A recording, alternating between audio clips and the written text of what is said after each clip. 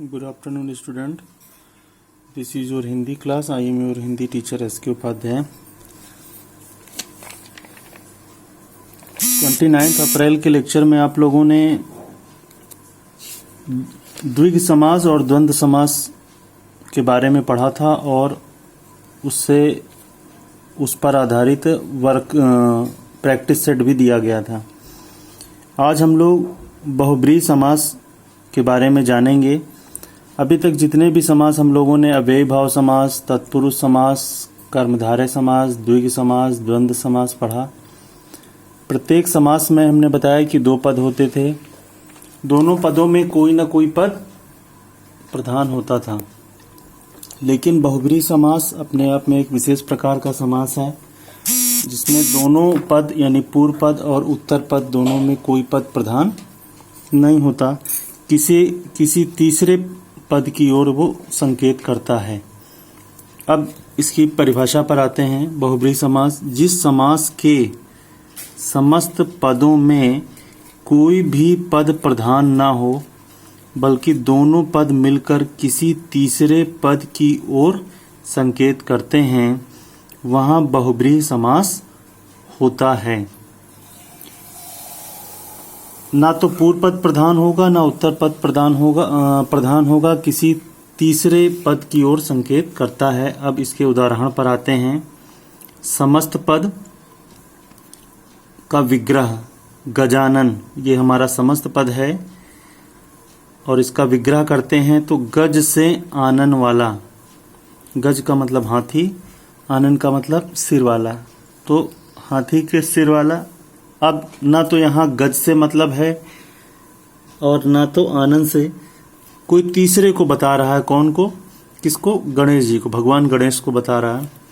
अब चतुर्भुज है, चार हैं भुजाएं जिसकी, तो भगवान विष्णु को आता है.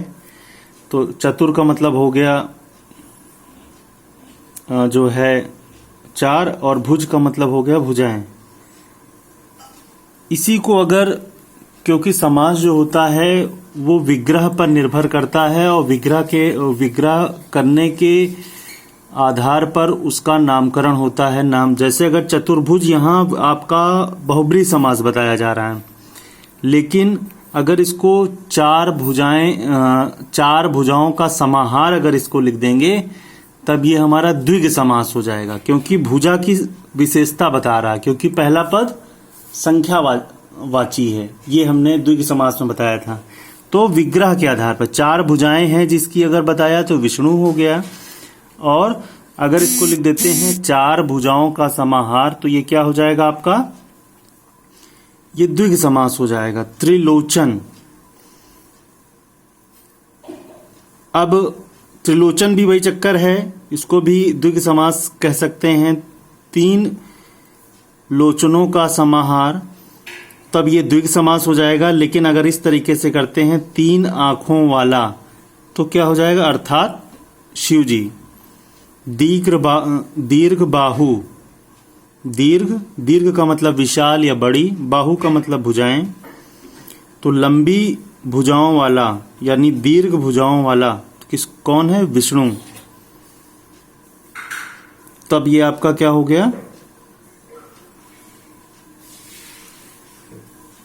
बहुब्रीहि समास. निशाचर, निशा किसको कहते हैं? रात्रि को कहते हैं. तो निशा में विचरण करने वाला, ये क्या हो गया आपका? ये किसको कहेंगे? राक्षस को कहेंगे. तो इस प्रकार से आपका बहुब्रीहि समास. बहुब्रीहि समास में एक और आपको ट्रिक हो सकता है कि इसमें जितने भी ज्यादातर प्राय जो उदाहरण होंगे वो किसी न किसी ईश्वर या एब्सोल्यूट भगवान को संकेत की ओर जाता रहेगा ज्यादातर में, और कर्मधारय में और द्विग में इस प्रकार का. अब आते हैं, अब सारे समास को हम लोगों ने पढ़ लिया है. अब उनकी विशेषता के आधार पर उनके अंतर पर आते हैं. जैसे बहुब्रीहि समास भी हम लोगों ने अभी पढ़ा, कर्मधारय समास पहले पढ़ा. अब दोनों का अंतर. कर्मधारय समास में समस्त पद का मतलब समास का पहला पद विशेषण विशेषण होता है तथा दूसरा पद विशेष्य होता है। कर्मधारय समास में दो प्रकार की विशेषताएं हमने बताया था पाई जाती हैं, एक विशेषण और विशेष्य की और दूसरा उपमेय और उपमान की। जैसे महात्मा, महान है जो आत्मा, आत्मा की विशेषता बता रहा है। महात्मा भी हो गया, दुष्टात्मा भी बोल सकते हैं, है ना। दुष्ट है जो आत्मा तो दुष्टात्मा हो गया। यहां पूर्व पद महा जो है वो विशेषण है तथा उत्तर पद जो आत्मा है वो विशेष है, आत्मा की विशेषता बता रहा है। और इसी कर्मधारय समास में उपमान भी होता है, उपमान और उपमेय। उपमान और उपमेय का मतलब कि जिसमें तुलना की जाती है।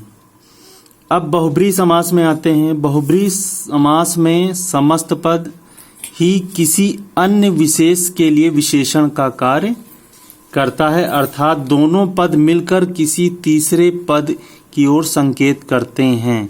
मतलब दोनों में अपना अपना महत्व नहीं होता, दोनों मिल करके किसी तीसरे का निर्माण करते हैं। वो जो तीसरा पद होता है वही बहुब्रीहि समास की ओर संकेत करता है। जैसे लंबोदर है तो लंबा है उदर, उदर का मतलब पेट, जिसका अर्थात गणेश।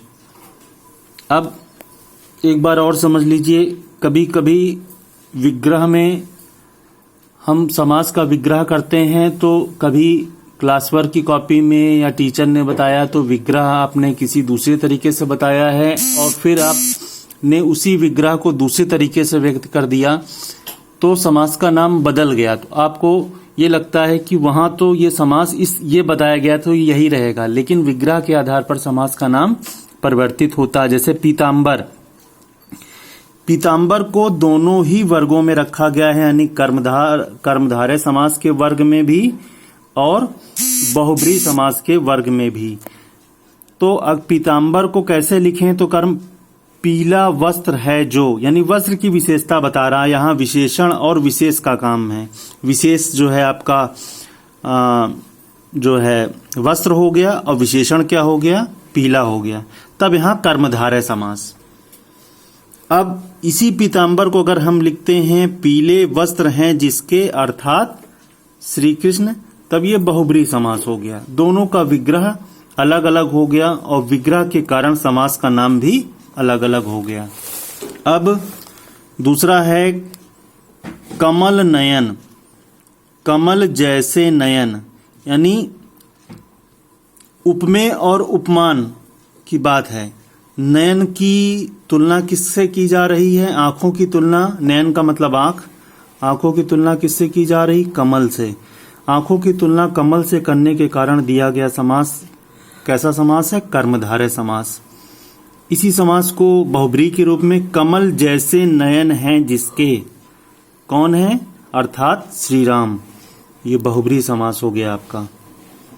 अब महावीर, महावीर भी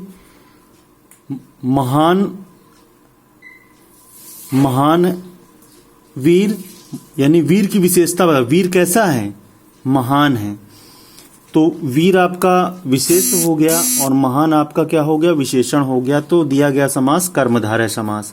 महान है जो वीर, ये राम भक्त हनुमान को कहा गया है, तो ये बहुब्रीहि समास हो गया।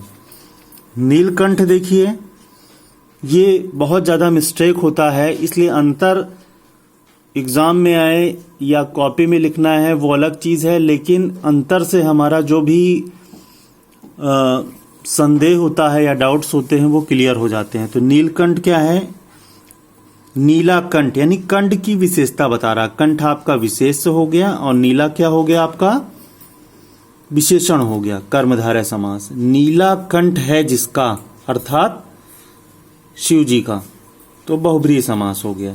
इस प्रकार आपका ये बहुब्रीहि समास और कर्मधारय समास में आपने अंतर को जाना। अब आपको आज के लेक्चर में बहुब्रीहि समास की परिभाषा और उसका उदाहरण, और बहुब्रीहि और कर्मधारय समास का अंतर आपको होमवर्क की कॉपी में करना है और व्याकरण की कॉपी में भी करना है। Thank you student for watching.